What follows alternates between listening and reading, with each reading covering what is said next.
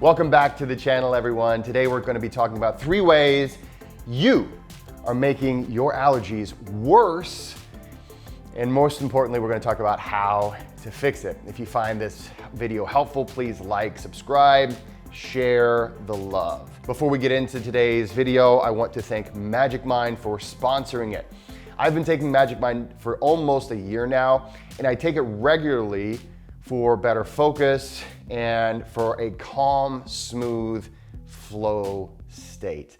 For a person like myself, I've got a family, I've got a wife, I've got all kinds of things I'm trying to juggle, and I'm juggling a business. So I have clients, I have all these things that I need to keep straight in my head, and this is why I use Magic Mind. There's a lot of different nootropics out there on the market, but there's none that I've ever tried that have helped me stay in such a cool, calm, relaxed state and still works. Magic Mind has an all-natural blend of nootropics, and what that means is, and just a few of my favorite ingredients are phosphatidylserine, which I used to take in grad school back when I was learning to become a college professor. I used to take that all the time just by itself. But when you mix it with these other ones, like for instance, ashwagandha, you get something that helps you stay calm, something that helps you stay relaxed, enough so that you can focus. These have also been linked to an improved overall function of your brain. Thank you so much, Magic Mind. I'm gonna keep you guys updated on my intake of Magic Mind. I've been spreading the word. If you would like to try it yourself, take a look at the code below. There's a link, and hey, let me know. Do you like Magic Mind, or what is your experience with nootropics? Today we're talking about 3 ways that you're probably making your allergies worse and how to fix it. Way number 1.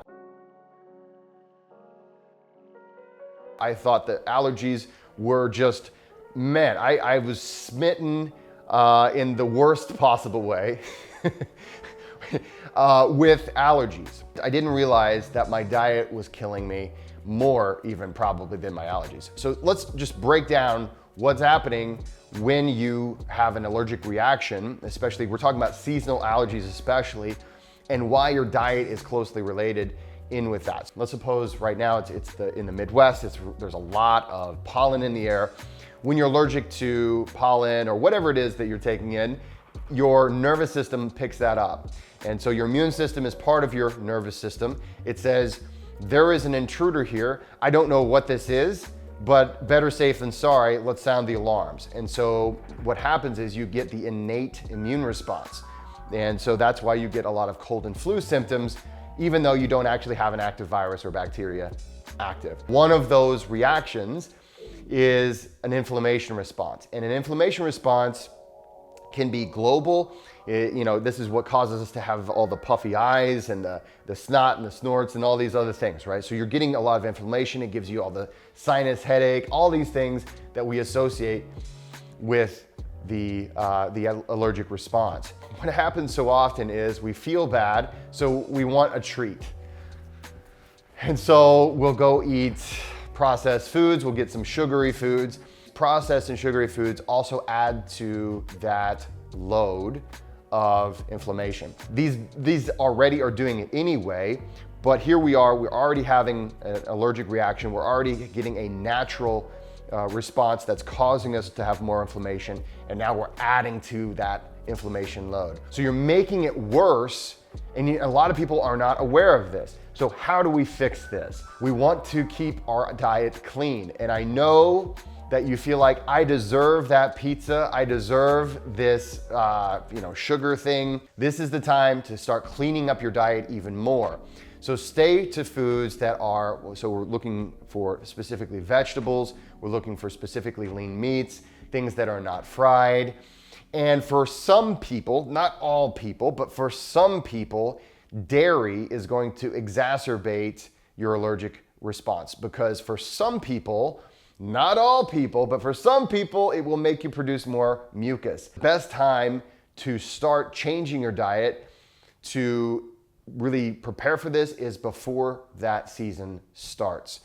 So clean up your diet, and you're going to, even if you have some of those symptoms, you're going to mitigate those and reduce them. So diet is big, and that is number 1. Number 2 is the cleanliness. And so I'm not calling you stinky, right? But maybe you are. Maybe that's something that you need to work on your own time, and it's an additional thing. But what I am gonna say is that you need to take a shower every night. For the longest time, I thought that cold training made my allergies go away. And this is what was actually happening. I was taking a cold shower every night before I went to bed. Now, the beautiful thing about taking a shower that's cold, you don't have to take a cold shower, okay? You'd be cooler if you did, but you don't have to take a cold shower to get this effect. It will enhance your overall experience. But if you do take a cold shower, here's the beautiful thing. You will mechanically wash off all of that pollen. So many people, they'll shower in the morning. That's great. You don't want to be stinky before you go meet all your friends and family. Wonderful. Keep it up. But at the end of the day, there's all sorts of pollen and things that are all over you, and you take it to bed with you. And all night long, you're breathing in those allergens. Give yourself a break. So when you come home, take a shower and then say, okay, I'm inside now. I am going to wash off all the outside pollen, the dander, all these things. And now, at least for this amount of time, I'm giving my nervous system a break. If you take a cold shower, and you may be familiar with my channel, I'm all into cold training. Check out this video over here for my last video on cold training. Not only will you take the advantage of mechanically removing all of that, you're also going to induce norepinephrine. So anytime the human organism is in the cold, you will get a dose of one of the most powerful anti-inflammatories that you produce endogenously. And so what happens is, and we were just talking about how much inflammation comes from that immune response. Yes, you're fighting that allergy, that immune response is happening. Well, when you take that cold shower, not only are you mechanically rinsing everything off your body, but you're also inducing one of the strongest anti-inflammatories that you can induce. And what that will do, it's gonna help you feel better, and you're gonna sleep better, you're gonna have a better overall life. In the morning, you can still shower again, that's fine. But the nice thing is you go the rest of the day, you rinse off, and you continue that all throughout your allergy season, and you're gonna live a lot better, you're gonna sleep better, you're gonna sneeze less, your eyes will not feel like they're about to fall out. Number 3, this one is one that you'll hear a lot, but a lot of people misunderstand why. You need to stay hydrated.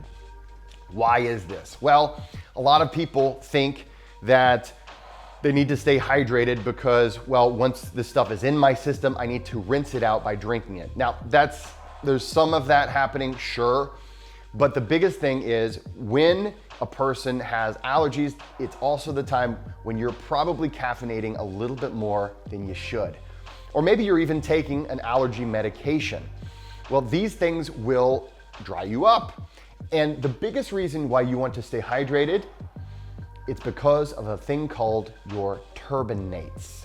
So if you follow this channel, you already know that your nose is the best filter that Mother Nature gave you.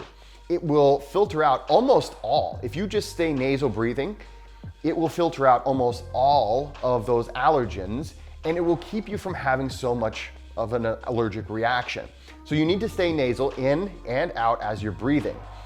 But if you are dehydrated, those turbinates don't work as well. So you want to stay very hydrated, especially whenever you're getting bombarded by all this pollen, all these things floating around, coming into your nose. You want to make sure that those turbinates are as moist. Some of you just cringed when I said moist. You want to keep your turbinates moist so that they will grab onto those allergens, okay? Because we want to keep, whenever they're nice and moist, they've got a thin layer of mucus, they're grabbing onto all those allergens, they're covering it in mucus, and they're keeping it from getting into your respiratory system where you're going to have that allergic reaction. Staying hydrated is super important for making sure those turbinates work. Okay, those are 3 ways that most people are giving themselves a worse time during the allergy season than they would have to. I want to thank Magic Mind for sponsoring this video. This is some important information. I want to thank the Patreon Club for all of your support. If you haven't joined the Patreon club, it's the Breath Club. We get together every month for a Zoom session. We do guided breath work. There is a huge catalog of breathwork sessions that I've been putting together since 2020. And if you haven't read my book, The Language of Breath, check it out. That's the kind of breath work we do on the Breath Club. Check out the Breath Club on Patreon. Take a look at the links below. Everybody, thank you so much. Are there other tips that you would like to give for helping a person have a better allergy season? What are some things that you do? Let me know in the comments below.